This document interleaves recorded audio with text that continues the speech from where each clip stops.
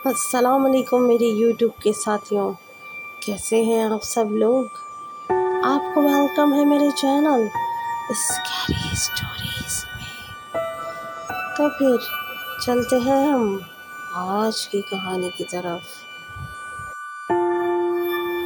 आज जो वाक़या मैं आपको सुनाऊंगी, ये वाक़या हमारी दादी हमको सुनाती थी। हमारी दादी बताती हैं कि उनकी अम्मा इंडिया के शहर अलीगढ़ में रहती थी। तमाम लोग उनको बड़ी अम्मा कहकर पुकारते थे। बड़ी अम्मा एक नहायत नेक और परहेज़गार खातून थी। दिन में वो तमाम वक्त घर के काम काज करती थी और सूत काटती थी। सूत काटने का मकसद ये है कि धागा बनाना, जो कि पुराने ज़माने के लोग चरखे में धागा बनाते थे, और रात के वक्त अपनी तमाम नफली इबादतें और दुरूद शरीफ का एहतमाम करती थी। बड़ी अम्मा दाई भी थी और अक्सर उनके इलाके की बच्चों की विलादत उनके हाथ से होती थी। एक दफ़ा बड़ी अम्मा अपनी तमाम नफली इबादतें पूरी करके सोने के लिए अपने कमरे में लेट गई। अभी बड़ी अम्मा की आंख भी नहीं लगी थी तो उनके दरवाजे पर एक ज़ोर ज़ोर से दस्तक हुई। बड़ी अम्मा ने दरवाज़ा उठ के खोल के देखा तो क्या देखती हैं कि दरवाजे पर एक लंबा सा सफ़ेद कपड़ों में मलबूस इंसान खड़ा हुआ है और उनसे बहुत ज़्यादा मदद की दरख्वास्त कर रहा है। वो कह रहा था कि उसकी बीवी दर्द-ए-ज़ा की कैफियत में मुब्तला है, तो आप बराए मेहरबानी चल के मेरी मदद कर दें। बड़ी अम्मा एक नहायत रहमदिल खातून थी। उन्होंने अपनी चादर उठाई और उस आदमी के साथ चल पड़ी। चलते चलते जंगल का रास्ता आ गया था। बड़ी अम्मा जंगल के रास्ते पर उस आदमी के साथ चल रही थी तो देखती हैं कि सामने अचानक ही एक घर आ गया है। उस आदमी ने कहा कि आप इस घर के अंदर चली जाएं, यहाँ पर मेरी बीवी मौजूद है।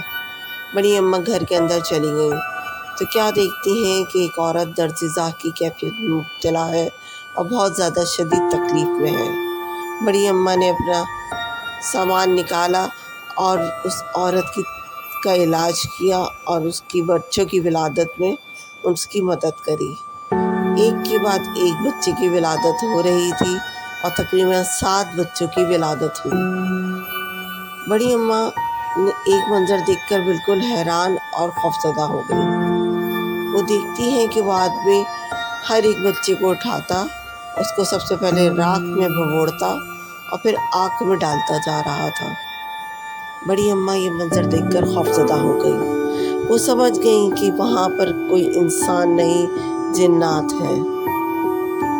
बड़ी अम्मा को अपनी गलती का एहसास हो रहा था कि वो इस वक्त क्यों इस आदमी के साथ आ गई। वो आदमी बड़ी अम्मा के चेहरे की परेशानी भांप किया और बोला, आप मेरी माँ की जगह हैं, परेशान ना हो।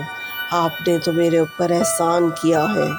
आप बताइए आपको क्या चाहिए, मैं आपको वो चीज़ दूंगा। बड़ी अम्मा ने कहा कि नहीं बेटा, मुझे कुछ नहीं चाहिए, बस तुम मुझे मेरे घर पे छोड़ दो। तो फिर उस जिन ने उनको बोला कि आप अपनी आंखें बंद कर लें। बड़ी अम्मा ने अपनी आंखें बंद करी तो फिर खुद को अपने कमरे में पाया। जिन ने आकर कमरे में देखा कि बड़ी अम्मा सूत की शौकीन है तो वो उनको तोहफे में सूत देकर चला गया और बोला कि जब तक आपकी ज़िंदगी रहेगी आपके कमरे से सूत कभी ख़त्म नहीं होगा। और हुआ भी कुछ ऐसे ही। जब तक बड़ी अम्मा की ज़िंदगी रही उनके कमरे से कभी भी सूत ख़त्म नहीं हुआ। मोहल्ले की औरतें हैरान होती थीं कि बड़ी अम्मा का कमरा सूत से भरा रहता है।